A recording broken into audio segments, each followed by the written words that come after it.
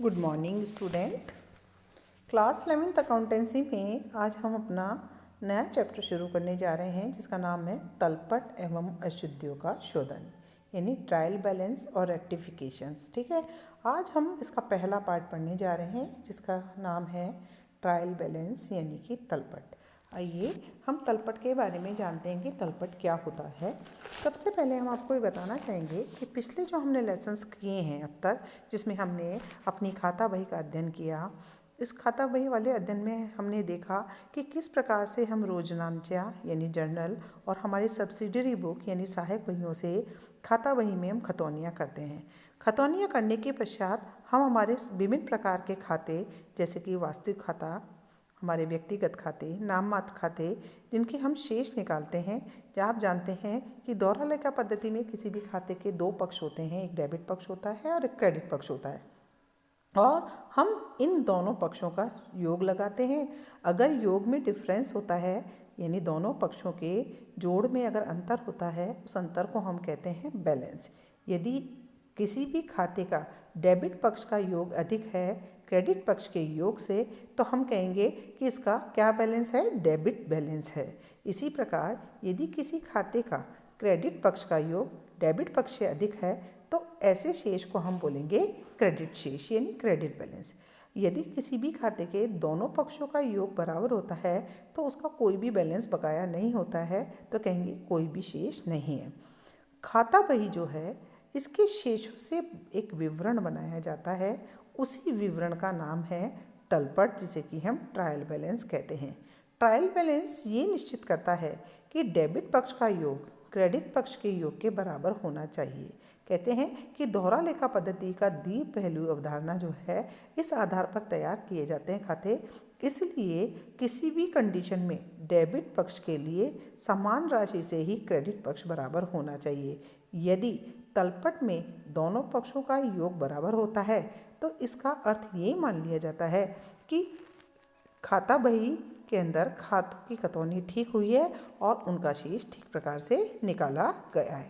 ठीक है, तो आइए इस दोहरा लेखा पद्धति के अनुसार जो हम जर्नल एंट्री करते हैं उसके पश्चात खाता बही में खतौनियाँ करते हैं, तत्पश्चात उसके अंदर हम क्या करते हैं, उनका बैलेंस निकालते हैं खातों का। उन शेषों के आधार पर जो विवरण बनाया जाता है उसे हम कहते हैं तलपट। तलपट की अर्थ और परिभाषाएं जो है वो हम यहाँ पर बताने आपको जा रहे हैं।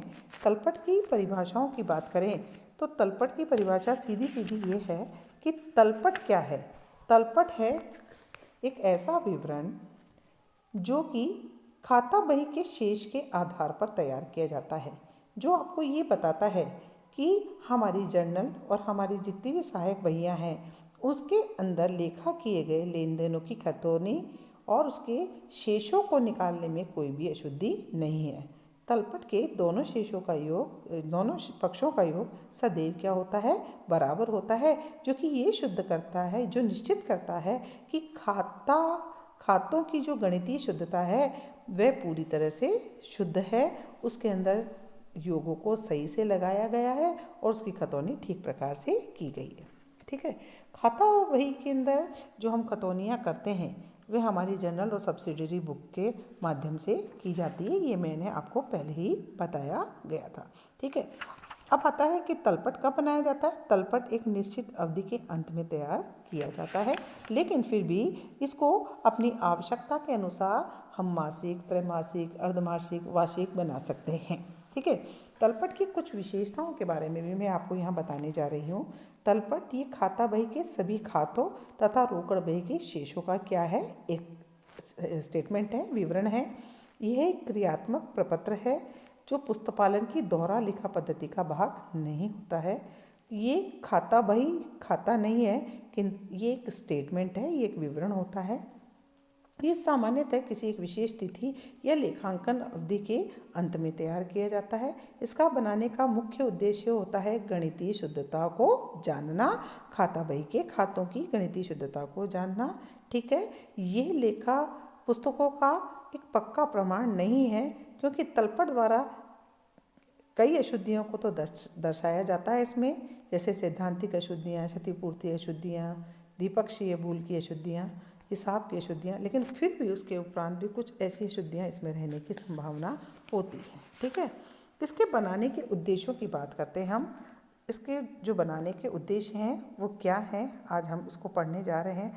तलपट तैयार करते समय क्या क्या उद्देश्य होता है तलपट तैयार करने का। सबसे पहला उद्देश्य जो है वो है कि खातों की अंकीय शुद्धता का निर्धारण करना। देखिए होता क्या है कि खाता बही में जो खाते बनाते हैं उनकी गणितीय शुद्धता की जांच पड़ताल करने के उद्देश्य से इस विवरण को तैयार किया जाता है और माना जाता है कि अगर इसके दोनों पक्षों का मिलान हो रहा है तो हम जानते हैं कि खाता बही में सारी जो खतौनियाँ हैं वह गणितीय शुद्धता के आधार पर शुद्ध की है, तो उसको प्रमाणित करना इसका उद्देश्य होता है।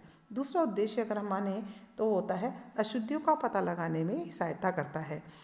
तलपट के दोनों पक्षों का मिलान न होने का मतलब है कि किसी न किसी खाता बही में खतौनी करते समय कोई अशुद्धि रह गई है, तो अशुद्धि की आसानी से इसके माध्यम से खोज की जा सकती है और उसे सही किया जा सकता है, परंतु यह पुस्तपालन की सभी अशुद्धियों को दिखाने में कभी भी सफल नहीं होता। कुछ अशुद्धि होती है, मान लीजिए मैंने किसी खाते में 200 की जगह 20 लिख दिया और दूसरी भी जगह 20 लिख दिया, तो ऐसी स्थिति में हमारा तो मिलान हो जाएगा लेकिन वो अशुद्धि रह जाती है। तीसरा होता है कि हमारे जो अंतिम खाते होते हैं, लाभ हानि खाता, तुलन पत्र, बैलेंस शीट, उसको बनाने में ये सहायता करता है, क्योंकि तलपट में सभी खातों के शेषों का योग शेष दिए होते हैं और इनके माध्यम से अंतिम खाते बनाने में हमें क्या होती है, आसानी होती है। और एक और चीज़ होती है वो मैं आपको बताती हूँ, खाता बही के खातों का एक संक्षिप्त विवरण प्रस्तुत करता है।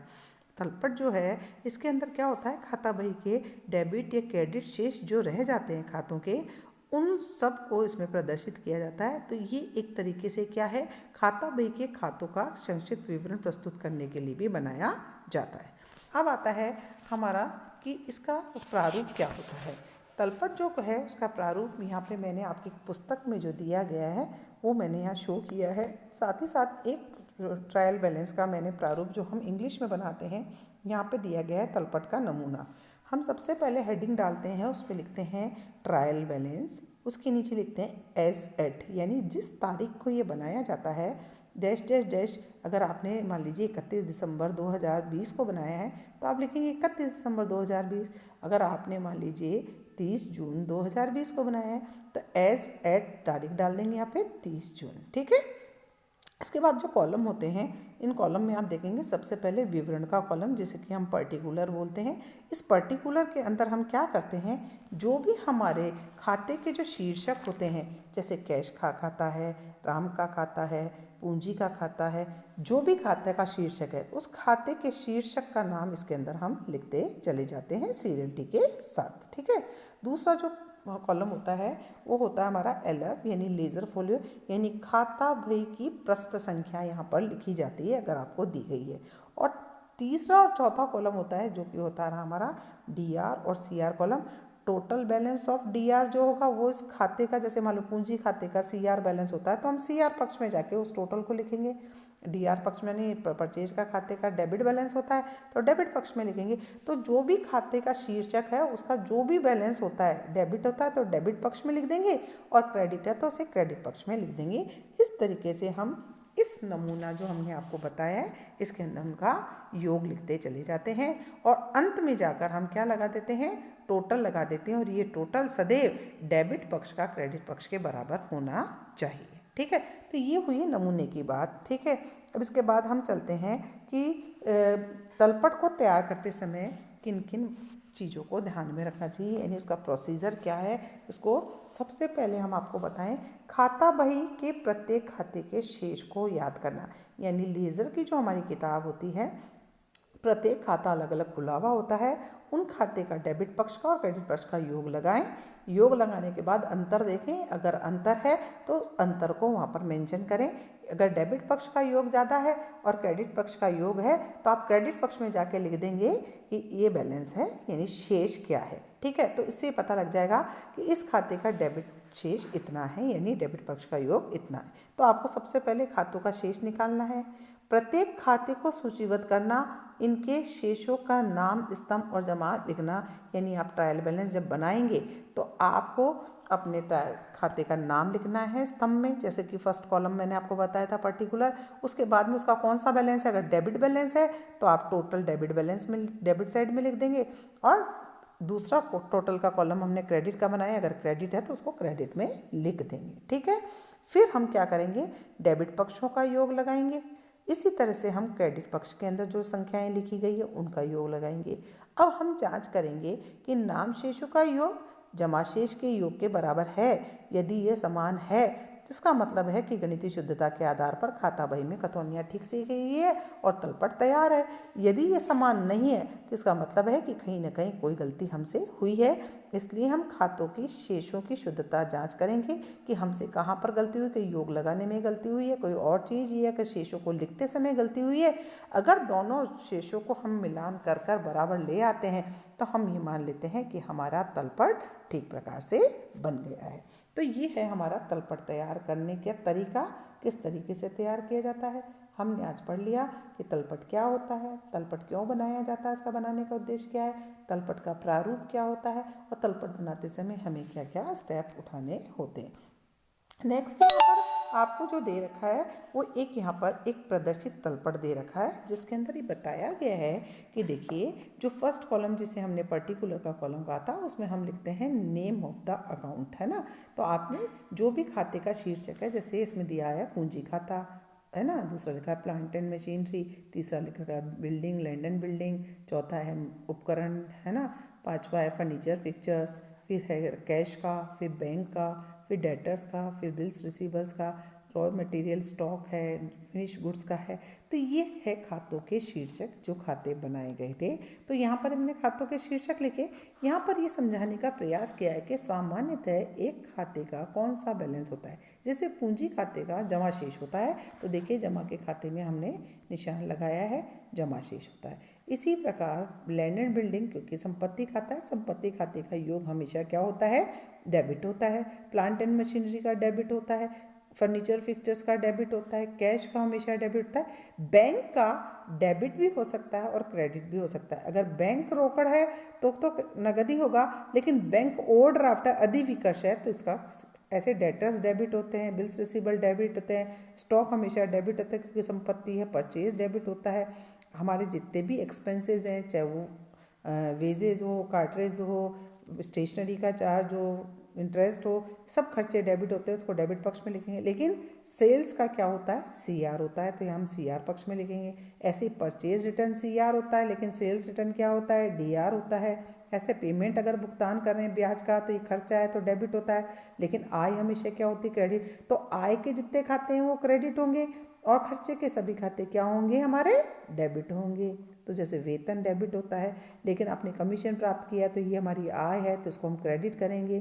ठीक है, इसी तरह से किसी भी प्रकार का लोन है, ये सब हमारी लाइबिलिटीज़ होती हैं। तो जितनी भी लाइबिलिटीज़ होती हैं, जैसे लोन लिया है हमने किसी से, या बिल्स पेबल है, या हमारे क्रेडिटर्स हैं, या किसी से हमने अग्रिम राशि प्राप्त की, तो ये हमारी लाइबिलिटीज़ है ना। तो इन सबको हम क्या करते हैं, सीआर करते हैं। लेकिन हमारा आहरण जो है ये क्या कहलाता है, डेबिट पक्ष को शो करता है। तो इस प्रकार से हम क्या करते हैं, जिस खाते का जो शेष होता है उस खाते को उस शेष में डाल देते हैं, जैसे नाम शेष और जमा शेष।